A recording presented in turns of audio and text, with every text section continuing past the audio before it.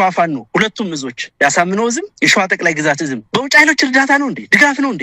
የማንን ትግል ነው የምንክደው? ለምንስ ነው የህዝባችንን መስዋዕትነት አሳልፈን ለሌላ ባዕዳን የምንሰጠው? ምን አይነት የበታችነት ስሜት ነው? ምን አይነትስ የዝቅተኝነት በሽታ ነው? የትግሉ አመራረን የምንል ሰዎች ከነአቅማችን ከነውስንነታችን አለን መሬት ላይ ዋጋ እየከፈልንበት ያለ ትግል ነው። በርካታ ጊዜ ድሮን ሰርቫይቭ አድርገን የመራነው ትግል ነው። ብዙ ዋዶቻችን ያጣንበት ትግል ነው። በአመራርም በተዋጊም ደረጃ ያሉትን ከዛም አልፎ ጤና ይስጥልን። የኢትዮጵያ ፖለቲካ እንደ ክረምት ሰማይ እየተለዋወጠ እንደ ሰዓት እየተለባለበ እንደ በረዶ እየተቆራጠመ ይገኛል። ዛሬ የምንፈትሸው የአንድን ሀገር ዕጣ ፈንታ ወሳኝ ምዕራፍ ላይ ያደረሰውን በሰሜኑ የሀገራችን ክፍል እየተካሄደ ያለውን የደም አፋሳሽ ጦርነት የውስጥ ሚስጥሩን ነው። ሰሞኑን የአማራ ፋኖ ብሔራዊ ኃይል ሴንትራል ኮማንድ አባል አስረስ ማረ ዳምጤ ከሚዲያ ጋር ባደረጉት ቆይታ የኢትዮጵያ ፖለቲካ የሰሞኑን ሙቀት ከፍ ያደረገ የመንግስትን እንቅልፍ የነሳ ምናልባትም የጦርነቱን ቀጣይ አቅጣጫ አመልካች የሆነ ንግግር አድርገዋል። መንግስት ሰላም አወረድኩ፣ ፋኖች እጅ ሰጡ፣ አሸነፉ እያለ በየሚዲያዎቹ በሚለፈልፍበት በዚህ ሰዓት አስረስ ማረ ዳምጤ ደግሞ አይደለም ጦርነቱ ገናውን ተጀመረ፣ መርከቡን ተሳፍረንበታል፣ ወደ ኋላ መመለስ አይቻልም ሲሉ አስደንጋጭ ምላሽ ሰጥተዋል። እውነቱ የቱ ጋር ነው? መንግስት እየዋሸ ነው ወይስ ፋኖ እየካደ ነው? የጀነራል ባጫ ደበሌ የመጻፍት ምርቃ እና የአርበኛ አስረስ ማረ የምርኮ ትዝብት እንዴት ይገናኛሉ? የአብይ አህመድ የሱዳንን አማጻን በኢትዮጵያ ምድር እያሰለጠኑ ነው የሚለውስ የፋኖ ክስ የሀገር ክደት ነው ወይስ የፖለቲካ ፕሮፓጋንዳ? ዛሬ እያንዳንዱን ድንጋይ እየገለጥ እያንዳንዱን ቅጠል እያገላበጥን የፖለቲካውን እንክርዳድ እና ስንዴ እንለያያለን። አብራችሁን ቆዩ።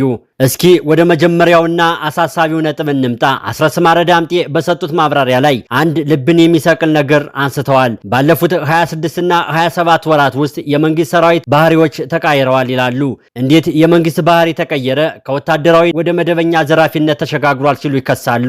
እዚህ ጋር ቆም ብለን እንጠይቃለን። አንድ መንግስት እኔ ህጋዊ ነኝ፣ እኔ የህዝብ አስተዳዳሪ ነኝ፣ እኔ የሀገር ጠባቂ ነኝ የሚል መንግስት እንዴት ወደ ዘረፋ ይገባል? ይህ ክስ እውነት ከሆነ የፖለቲካ ትርጉሙ ምንድነው? የፋኖን ክስ ቆም ብለን እንመርምረው እና አርበኛ አስረስ ማረ ዳምጤ በዝርዝር እንዳስቀመጡት የመንግስት ዓላማው ፋኖን መዋጋት ብቻ አይደለም፣ ኢላማው የኢኮኖሚ መሰረቶችን ማውደም ሆኗል። የሆቴል ዕቃዎችን መጫን፣ አስቤዛዎችን መዝረፍና ይባስ ብሎም ያርሳደሩን በሬና ላም እየነዱ መውሰድ፣ እህል መድፋት፣ ይህ ለምን ይደረጋል የሚል ኃይሎችን መግደል። እንዲህ ያለ አካሄድ በፖለቲካ ሳይንስና በወታደራዊ ስትራቴጂክ ስርኮች እርዝ ፖሊሲ ወይም የማውደም ስትራቴጂ የሚባል ነገር ነው። አንድ ጦር ወይም አንድ መንግስት ህዝቡን ከጎኑ ማሰለፍ ሲያቅተው ህዝቡን በፍቅር ማሸነፍ እንደማይቻል ሲረዳ ወደ ቅጣት ይገባል። አትወደኝም አይደል? አትደግፈኝም አይደል? እንግዲያውስ አስረሃለሁ፣ አደይሃለሁ፣ ጉልበትን አሽመደምዳለሁ የሚል የበቀል እርምጃ ሲወስድ ፋኖች የመንግስትን እርምጃ የሚተረጉሙት በዚሁ መነጽር ነው።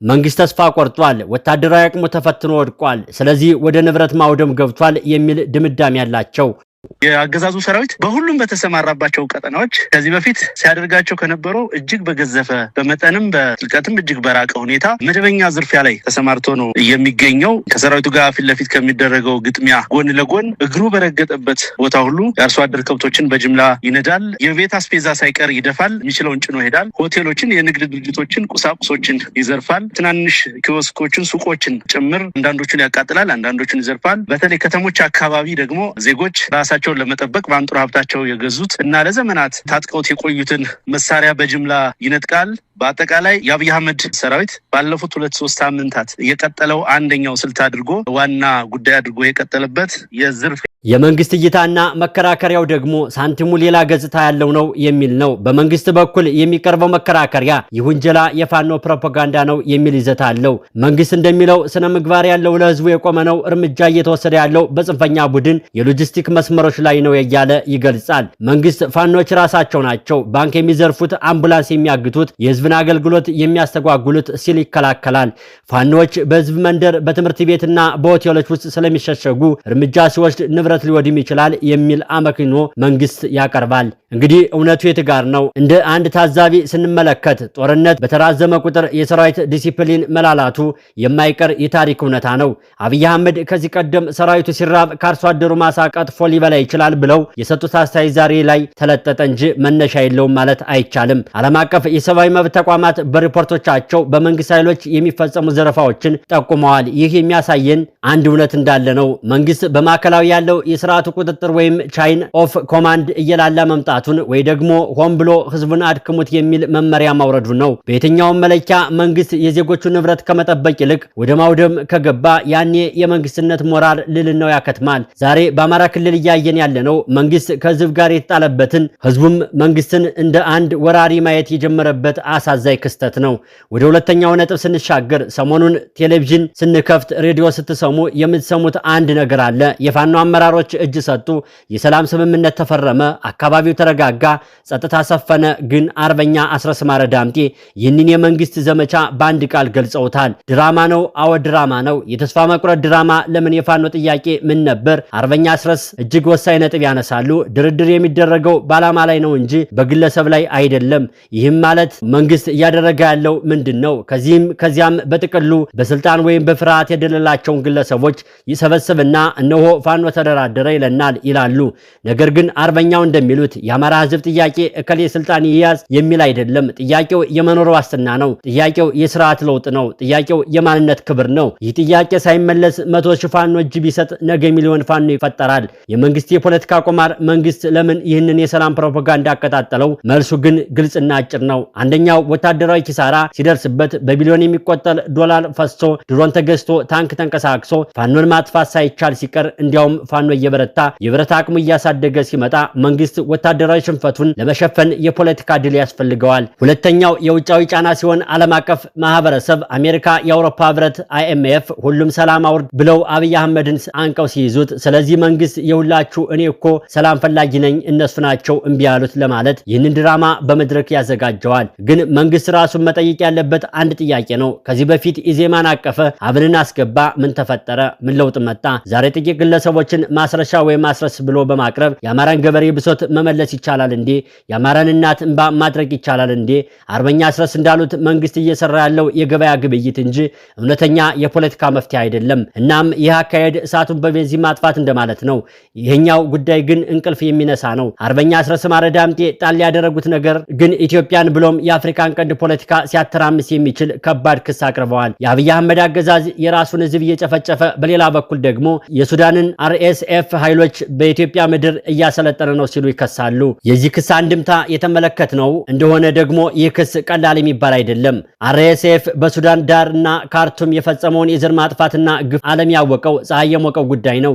ይህንን አሸባሪ ኃይል የኢትዮጵያ መንግስት ወደ ሀገር ውስጥ አስገብቶ ያሰለጥናል ከተባለ መንግስት ምን እያሰበ ነው? የመጀመሪያ የሚሆነው የቅጥረኛ ጦርነት የሚሰራ የሚል ነው። መከላከያ ሰራዊት እየከዳ ሞራሉ እየወደቀ ሲመጣ አብይ አህመድ ስልጣኑን ለማስጠበቅ የውጭ ቅጥረኞችን ለመጠቀም ወሰነ ማለት ነው። ይህ እውነት ከሆነ በታሪካችን ታይቶ የማይታወቅ የክህደት ወንጀል ነው።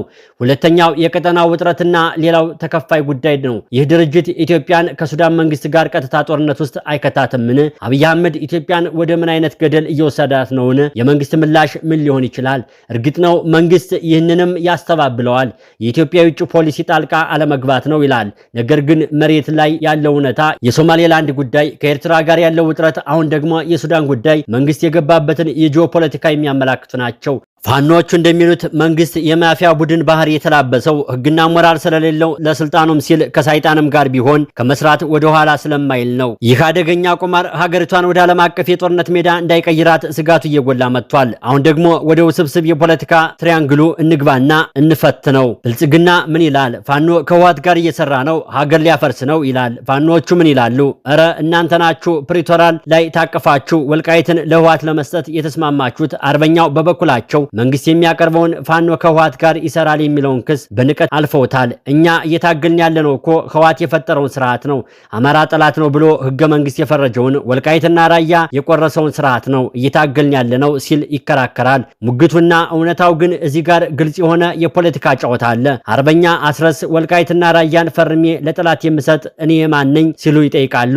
ይህ የሚያሳየው ፋኖ በግዛት አንድነትና በአማራ ጥቅም ላይ አይደራደርም የሚለውን ነው። ከህወሓት ጋር አብሮ መስራት ማለት ለፋኖ ራስን በራስ እንደማጥፋት ወይም ፖለቲካል ሳይድ አይነት የሚቆጠር ነው። የፋኖ ኃይሎች ከህወሓት ጋር እየሰሩ ነው በማለት በሚለው ዙሪያ የመንግስት ታክቲክ ምንድነው? መንግስት ለምን ፋኖን ከህወሓት ጋር ያያይዘዋል?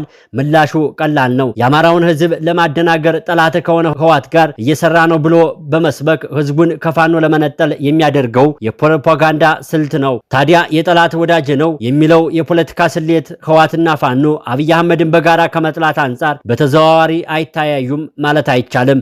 ነገር ግን አርበኛ አስረስ ማረ ዳምጤ እንዳረጋገጡት የስትራቴጂክ እና የዓላማ አንድነት በጭራሽ የላቸውም። ፋኖ ብልጽግናን የሚታገለው የህወሓትን ራስ ተሸክሞ አማራውን ስላጠቃ ነው። ስለዚህ የብልጽግና ክስ ውሃ የሚቋጥር አይመስልም።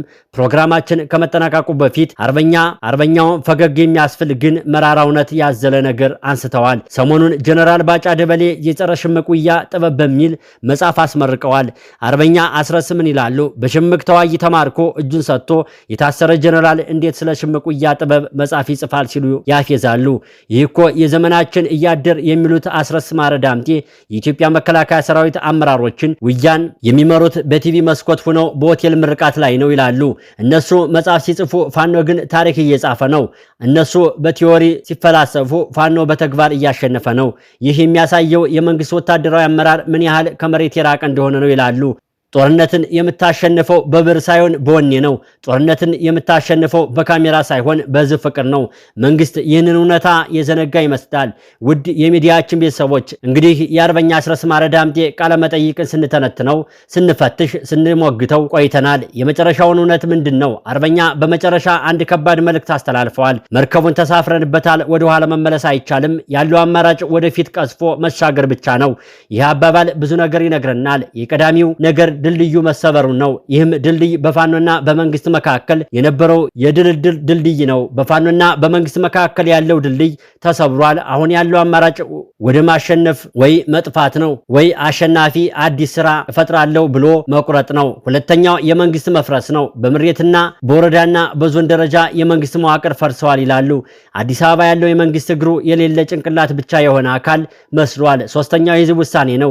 ህዝቡ ወስኗል፣ ልጁን ገብሯል፣ ንብረቱን አጥቷል። ከዚህ በኋላ ለፉርሽ ድርድር ጆሮ የለውም። ስለዚህ መንግስት ማሰብ ያለበት አንድ ነገር አለ። በፕሮፓጋንዳ በድራማና በውሸት ትርክት እየመጣ ያለውን ማዕበል ማስቆም አይቻልም። ፋኖነት ከአመፅ አልፎ ወደ ስርዓት ፈጣሪነት እየተሸጋገረ ነው። የኢትዮጵያ ህዝብም የጸጥታ ኃይሉ ይህንን እውነታ ተረድቶ ከሚሰጥም መርከብ ወርዶ ወደፊት ከሚጓዘው የለውጥ ኃይል ጋር ሊሰለፍ ይገባል የሚለው የአርበኛው መልእክት የዚህ ትንታኔ ማጠቃለያ ነው። ጊዜው የፈተና ነው። ጊዜው የእውነት ነው። ጊዜው የመጨረሻው ምዕራፍ ነው። ስለተከታተላችሁን ከልብ እናመሰግናለን። ለአሁኑ በዚህ እናበቃለን። ቸር ያቆየን።